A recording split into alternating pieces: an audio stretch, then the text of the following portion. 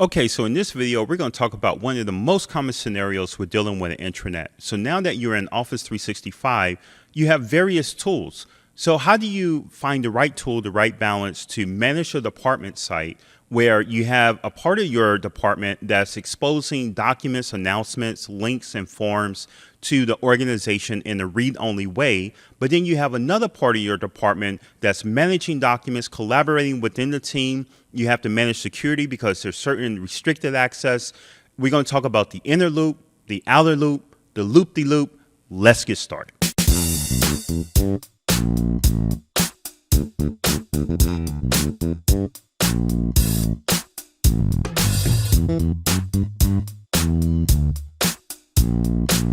One of the common asks is, how do you represent the two, or what are the best practices or the best strategy to represent both doors of a department within the organization? And what do we mean by that? So if you look at the intranet, and I'm going to pick on human resources because it's probably one of the most common scenarios across different organizations, across different industries, to where you have this human resources site, and really is really designed, right, for you to post information, or people within the human resources department to post information for general consumption by users within the organization, usually in a read-only fashion. But then there's another scenario to where you have people within the human resources department that need to collaborate and share their files securely. They're only available to those in the human resources department, and actually some, and more specifically in different areas, especially sensitive areas as in payroll or health benefits, or dealing with personal information on employees or even contractors within the organization. So the way that Satya describes it, the CEO at Microsoft, is that when you look at SharePoint and Microsoft Teams in conjunction for a collaboration communication strategy, and this is not speaking of Microsoft Teams and SharePoint in the sense of the mechanics, where for every Microsoft Teams site that's provisioned, there's a SharePoint component to that. That's not what we're looking at. We're looking at more so of a inner loop and a outer loop communication or collaboration strategy within the organization.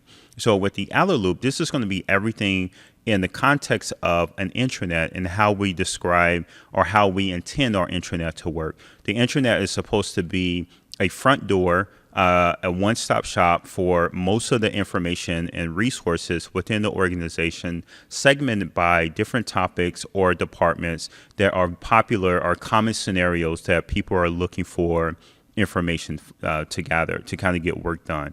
So it may be information like, how do I get my corporate credit card? How do I register a corporate credit card? Where are some of our locations if I'm traveling?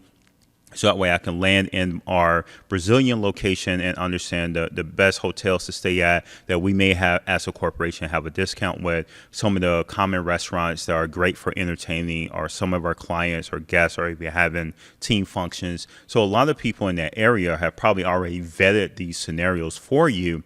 And then what they're doing so that, you know, when you're visiting their area or visiting that location, you're not building all of that from scratch. You kind of have a leg up or a baseline to start from. The plants, the booking, you know, so on and so forth. So, you know, if you look at this, you know, templates and things like that, intranets are really meant to be that read-only, resource-heavy communication vehicle as far as events and news and all this other good stuff of what's going on in the organization. And human resources is probably one of the main key components for that. So if we go back to our scenario with human resources, if we look at that, there are announcements centered around human resources. There are key links that you expect from your human resource department as far as like dental, payroll, vision benefits, health benefits, 401k information. And then you may have common forms. So if you're a manager, you may be looking at the manager vacation policy, or maybe how to deal with conflict resolution within your department. Maybe there is a blueprint or a framework on how to do that human HR provides for you. So this is where you go to get all those common forms that are provided by the human resources department. That's the front door or the outer loop. If you look at the inner loop, what happens behind the scenes, and now in today's world, Microsoft Teams would take on some of that. So Teams is so versatile, as we talked about before in previous videos, and you can use it for many different scenarios. So it can be an interdepartment communication collaboration space.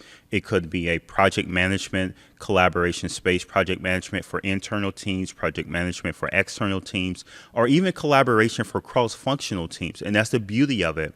It's not bound to one particular group or one particular AD group. If you need it to be bound to that group, you can, and create a team, and only for those members are authorized to be used to that team. But if you need something a little bit more flexible, where you're pulling people from multiple departments across the organization and having them come together for one particular purpose on how to drive something forward in a collaborative or project manager way, Teams will be benefit for that as well. So if we look at the scenario where we use Teams for interdepartment communication, you have these different concepts of your team and then your channel, and then within the channel you would have the folder structure, and that's what we would try to leverage the most, right? So most of these, I would say 80% of these, are going to be collaboration and communication of documents and files, whereas the other 20% may be post communication or some type of planner or task driven communication within the team. And it really just depends on the profile of the team and their intent on the purpose of the use of Teams, right? So now if you look at human resources, we're going to have our general department, we're going to have our file structure. And the way that this is structured now, without getting into too much depth, because a lot of this is subjective, a lot of this is context and org-centric and org culture-centric or department culture-centric on how you want to organize your files, how people in your organization or your department view your files, how the relationships are associated. All of that is subjective. But what I do want to highlight here is that you can have channels when within these channels, you're going to have a folder structure that represent those channels. And then you can also use this folder structure or the channel as well from a security perspective to kind of lock things down. Now, if you needed to use your channel, say, for example, payroll. Payroll is probably one of the most sensitive areas because you're dealing with individuals, their pay, the numbers of their salary, and maybe their benefit plan or whatever the case may be based on their role in the organization. So payroll may be sensitive. So it's either you may want to lock down this entire channel, and in that scenario, what you would have to do is come up here and create a new channel, select it as a private channel, and then from the team members that are already associated to your Microsoft team, you will pull them in. Say, for example, you have 20 people here. Maybe there are 3 that you want to highlight in a private way, create a private channel, and that's how you manage that information. But the other scenario is, what if I have this channel and there's only 1 or 2 folders that I need to lock down from the rest of the team? How do you do that? A lot of people don't realize that because our file system and the storage mechanism for this file system in Teams is actually SharePoint, you can actually just spin over to open in SharePoint. And within here, let me make sure I'm part of the right persona, because I think I have to do this with my Keelan persona, because he's the owner of the team. So if I switch over to, let's go to payroll, files, open in SharePoint.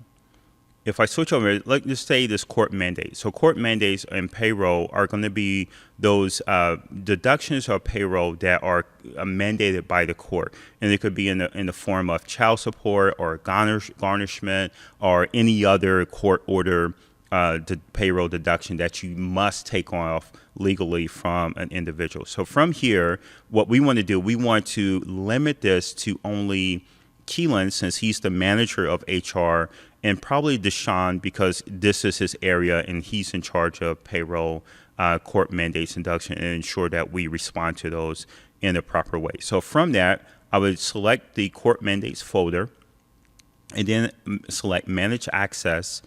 And then once I'm in manage access, you would notice that I have several roles here. And some of these are not probably clear on where they came from or who are actually the members.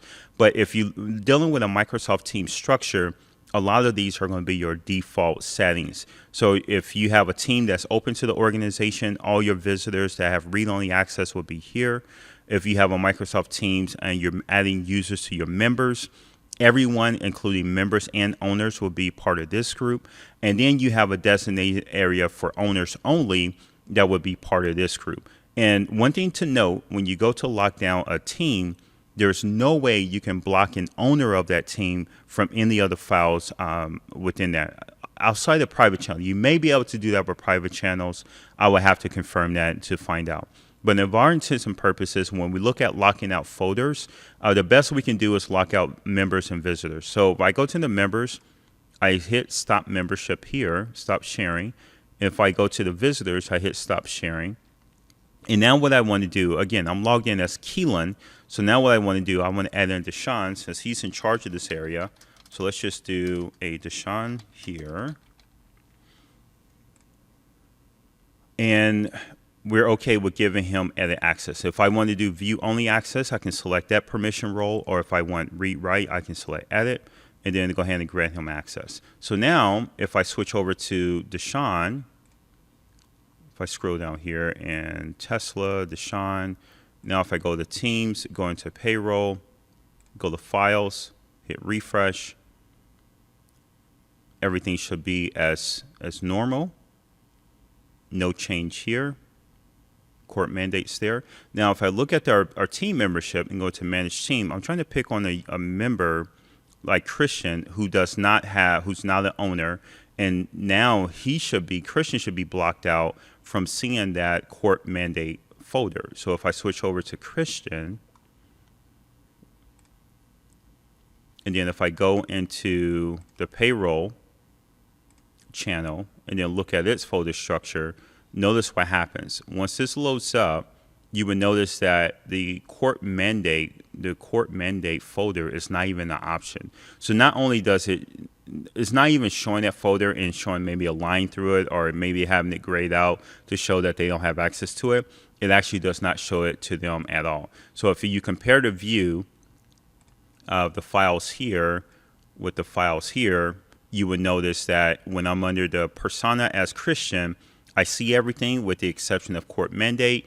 And then, if I'm logged in with someone that does have access to that, I can see that there, right? So again, with the inner loop, you're going to have additional security settings. You can manage all of that within Teams and be ready to rock and roll. So let me show you one last thing of how you can kind of make this work. And hopefully this is starting to paint the picture of one department, two sites, one for org facing and consumption, the other for inter-department facing and consumption and collaboration in that way.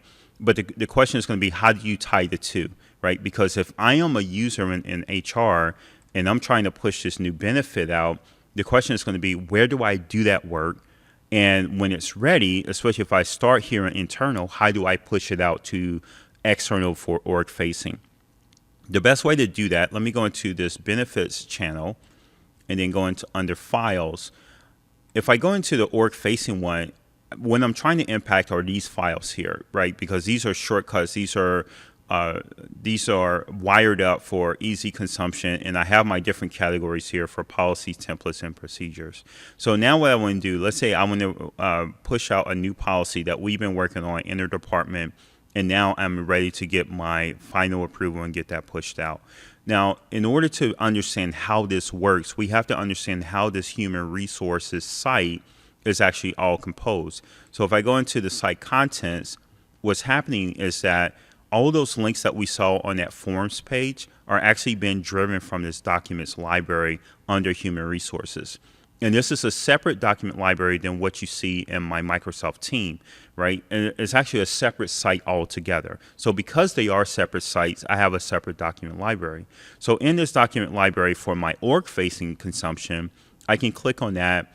And then here you can see that I'm leveraging metadata to really kind of categorize these files in that forms page. So if I pop this open in a new tab, you'll see this forms page show up here, and these are segmented, and this is actually being driven dynamically, right? So if I add a new file and put a policy tag on there, it will then appear over here in this policy group because these are segmented and filtered by the document category. So the question is, now that I'm in my inter-department benefits and maybe there's a new policy for my health benefit, I'm going to go into health.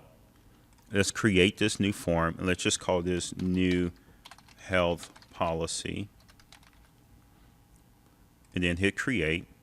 And this is just going to launch this open in the browser. And then I just do my secret formula here, equal ran, and then close that out. And now let's just say, okay, I worked with, and that's the other thing, because I'm viewing all of this in a browser, I can bring other people part of this conversation, right? So here I'm logged in as Deshaun. I probably want to mention Keelan and ask him to review this section. I say, can you please review this before I push it out? Right, so I send him a message. He would get a notification and says, oh, Deshaun wants me to view something. Let me go in there and take a look at it. Here we go. So I look on the activities. There we go. See, there's an app mentioned. The message that he had right there in Word actually gets extracted out, posted right here within my Teams. A link to the document is there for my convenience. And we're doing all of this outside the email, which makes it really, really useful, right? Because if you're already collaborating and communicating within Teams, let's stay in Teams. Let's not context switch and get a link to that document, send it via email, put a message in that email, and then they have to, link back to the document, so on and so forth. You can do all of this right here in Word.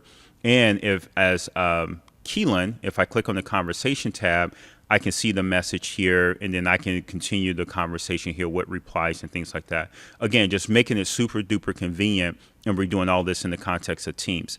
Okay, so once I say, yep, this looks good,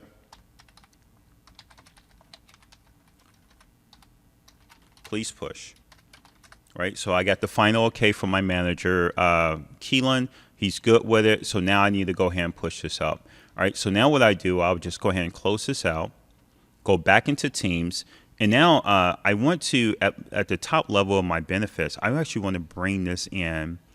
I want to bring in the document library that represents all of those folders that we see in my human resource site. Now, this view right here is very telling, and this is why you kind of have to do some planning when you start talking about single department, inner loop, outer loop, right? So my inner loop, I'm doing a prefix of department, so it's very clear. And this is what I would train my people on. I would train my people on that anytime that you're managing documents, collaborating on documents, anything that need to be in a secure way in their department only, make sure you pick all those files will be here under the human resource site prefix with department. Anything that's org facing would be under human resources. So actually what I'm going to do, I'm going to bring this library in. Here's my documents library, add it as a folder, and now it's going to bring in that library. Now I can expose this. If I click on it, these are all the files that I see in that document library on my org facing site, right? So if I go into human resources here, look at this document library, it's the exact same thing, right? So now I can look at this in the context of Teams, also not only in the context of Teams, but also in the alongside of all my other files under this benefits channel. So we were under health, right? So now this new health policy is ready to go. So now what I want to do, I want to go ahead and move this to my human resources department. So I just click on that and then click move. So that's going to move it. But also, not only do I need to move it, I also need to tag it, right? Because all of these policies are going to come in as tags. So let me sort this by modify. So my latest changes are bubbled up here at the top. And now I can click on the, right? This will now then expose that file. Let me just reset my sort order here. That expose that new file. And now I can select it, hit the info tag, and then go ahead and give it the proper policy library tag. Right? So once I do that, as an end user, if I view this forms page, you would notice that my new health policy is there and it's properly tagged and it's published and it's ready to rock and roll for org-wide consumption. Right? So that's how you kind of manage these documents, right? Because you have your interdepartment site within Teams that you're doing all your collaboration approvals and things along those lines. And then once you get that final approval, you go ahead and push it out to this document library with a move, right? Or a copy if you need to keep a version internally and have read-only version externally. you can do that. I probably would recommend against it because you want to have single copies when and where possible. If we're doing in the V2 of this, what I would do is just go to this document library as we see here and grab a copy it down to my internal, and then be able to rock and roll from it with that document there, right? That's how I will kind of interact with the two. Okay, so now that I have this here, that's how you will link into it. Now, the biggest question is going to be, will this be confusing to my team members that are within human resources? And what do I mean by that? Okay, so now we have to explain to them, for this type of activity, go internal to the team site. And for the most part, they're going to understand what's behind the scenes and what's kind of happening under the covers versus what's exposed to the org. I think they're going to get that transformation. That's fine. But there may be a little friction with linking the two. So how do you link the two? So one way is that if I'm under this benefits channel, I can just come up here into human resources, and I can link to anything. I can link to the front page of human resources, or maybe this forms page, because this is probably the one I interact with the most. So let's just grab this URL to the forms page, go back to my benefits site, or here, benefits channel, hit the plus sign, bring this in as a website. I could bring it in as a website or a SharePoint site. It's going to both yield the same result. So if I bring this in as a SharePoint site, just say, hey, any site, I already have my link. I want to link it to this particular page, and then click save. And then that's going to create a tab with that's already linked, and now I can view and interact with it that way. The other way is, now the flip side is going to be, okay, what if I'm on this site? Because I'm always going to human resources because I'm looking at other information that we're posting, and I'm looking at forms, and I'm interacting with these pages from a SharePoint perspective all the time. Do I have to do a lot of hunting and clicking to get back to my team site? And the answer to that is no, because what you can do, you can say, okay, here's my benefits channel within Teams. This is why, and maybe I want to do something even better. I want to link directly to this Files tab under the benefits channel within my inter-department team. Grab this URL, and now over here on the Human Resource SharePoint site, I can add that link to the navigation. And obviously, we don't want to add this link to the navigation and it be exposed to everyone. We only want to add this to, we only want to add it and have it exposed to internal people only. Right? So here's going to be my benefits channel. Maybe I'll call it that, benefits channel. And maybe I don't need the only, I don't have to be that verbose about it. So let's just say benefits channel internal, and then go ahead and click OK, and then click save. Now this is exposed to everyone, but I can lock it down. So I can go into edit here and probably move it to the end. Let's hit cancel here. Let's just move it towards the end of the list. Just bump it down one. Turn on enable audience targeting. Go into the ellipses, and right here where I specify the name of the link and the actual URL to the link, I can specify who to show this link to. And because we're already part of a internal Microsoft Teams site, and that Microsoft team creates a security group for us, I can just leverage that same security group. So if I go ahead and click on Department Human Resource Member, click OK, anyone who's a member, and that's the exact same name you see here, but anyone who's a member of this team, when they navigate to the intranet under the Human Resources Department, they will see that internal only link. So really these four, when they navigate to the site, they will see this internal only link. Now, if I go to, say for example, switch to Ethan, who's actually not part of Human Resources, but he does have access to the intranet, obviously, because he's an internal member. I can click on, let me just go to my email, and then click on our intranet logo here. That takes me to the intranet. And now if I go under the human resource site by clicking on pay, you notice that I don't see the internal benefits link, which is really meant for team members only. Now, to really test this on the opposite end, click on Keelan, intranet logo. And then if I click on pay, go to the human resources, there you'll see the benefits channel that's only exposed to those people who are part of the inner human resources department site or Microsoft team. Okay, so I think those are some of the key tricks on solving this scenario. And again, this is a common scenario to where you have one department and they provide a service and resource to the organization. So when it comes to the intranet, they have a representation on the intranet, but then you need that private container or that private area for them to work. And that's the inner department. And obviously we're going to use Microsoft Teams for that because Teams has a tool or as a service workload is better fit for collaboration, project management, secure inner collaboration and communication within the department.